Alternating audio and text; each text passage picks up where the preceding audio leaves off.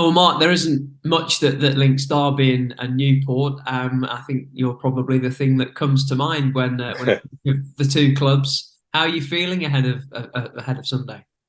Do you know what? I'm really looking forward to it. This has been a fixture ever since I left Derby that I've always wished to happen. I just obviously wish I was on the playing side of things, but it's something where once I seen the fixture come out, and obviously I was praying that Derby came through the replay to Torquay. Once I seen them win that game, like I was over the moon to see it happening. And we should say, I mean, there is no doubt where your allegiance will be at the weekend because you retired at Newport and you played a lot of games there, but you're part of the staff there now too.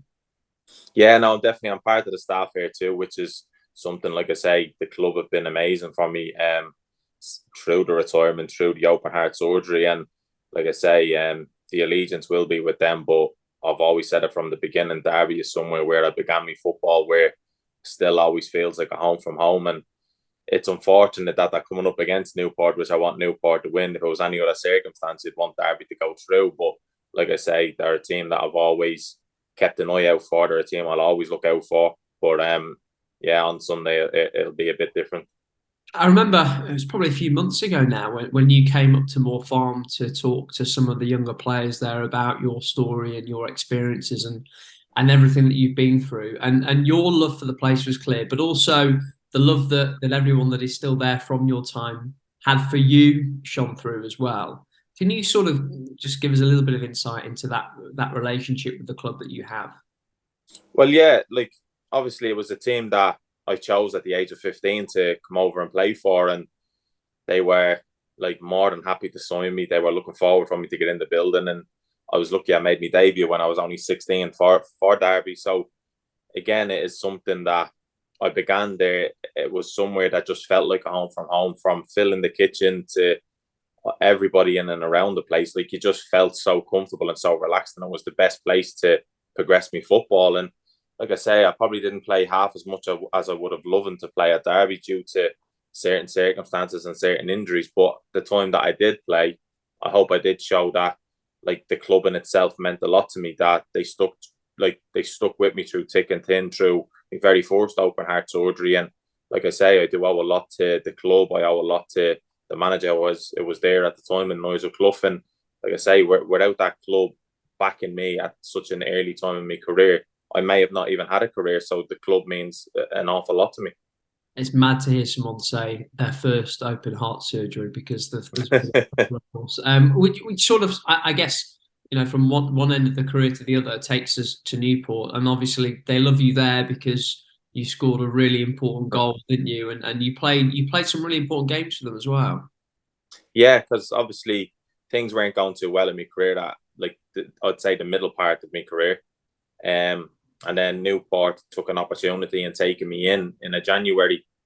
And from that January till the end of the season, obviously there was the big relegation battle that was going on. And thankfully, and luckily for me, the ball fell to me, and I ended up scoring a goal in the 89th minute, which saved the club from relegation. And like I say, from that moment on, it just went from strength to strength. Yeah, I had me ups and downs at the club, but it was a club again that backed me.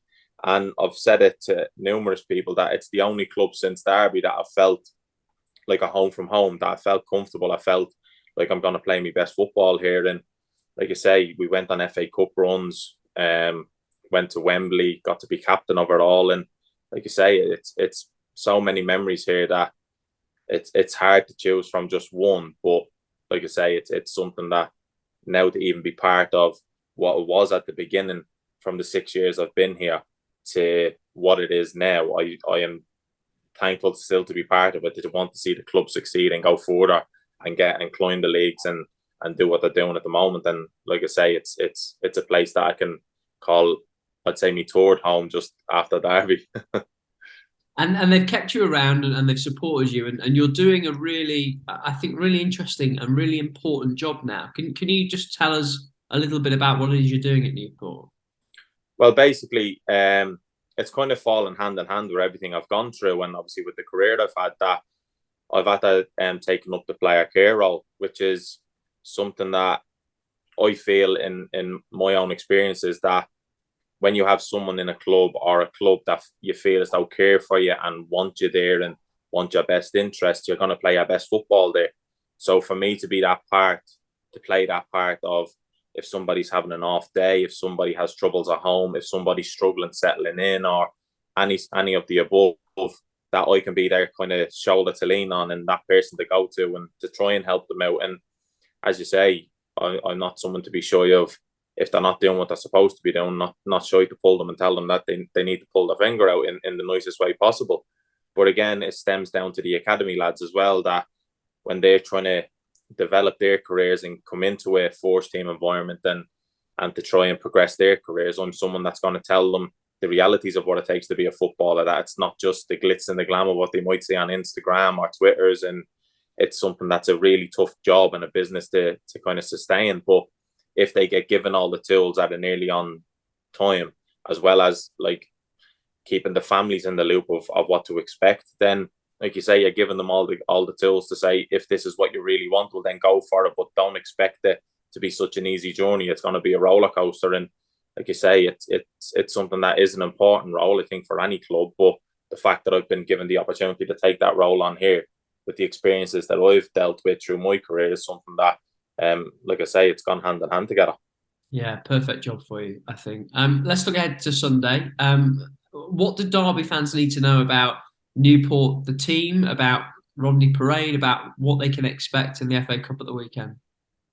I'd say what they can expect is going to be a very, very tight game. I think Newport now, obviously under new management with Graham Coughlin, is something where they've become back to what we used to always know Newport, a tough team to beat, very resilient, very hard working, very honest in the work that they do. And it's going to be a very tough task for Derby to try and break them down.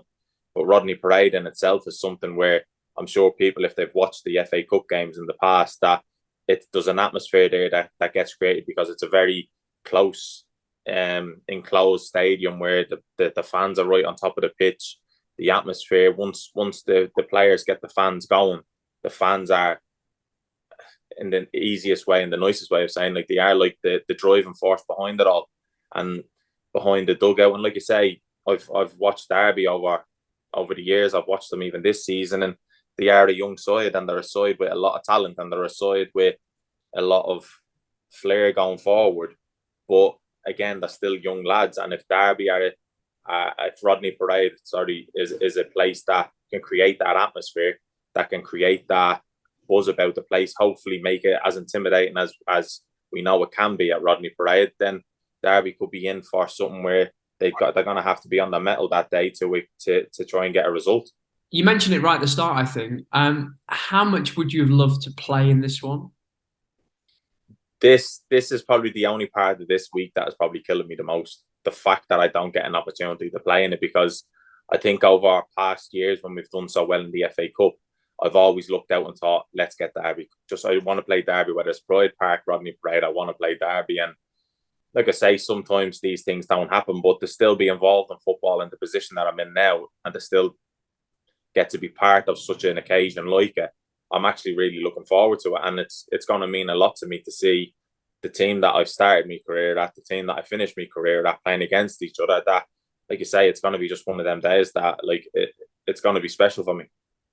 Will you tell the lads in the Newport dressing room, will you say to them, look, do this for me, this means a lot to me today? I'm sure there'll be a lot of that. Like don't get me wrong, still being part of the change room, there's been a lot of banter flying around of, I wonder who are playing this week. OB, have you got any ideas who are playing this week? And like the whole kind of Derby background. But again, it's something where I think people will know what it means to me. People will know that it means a lot to me. And like I say, I'll want nothing more than to see Newport go through to the third round. As devastated as I'll be for Derby, it's the club that I'm with at the moment with Newport. And like I say, I want to see them succeed as high and as good as possible as they can. As always, OB, great to talk to you. Thanks very much.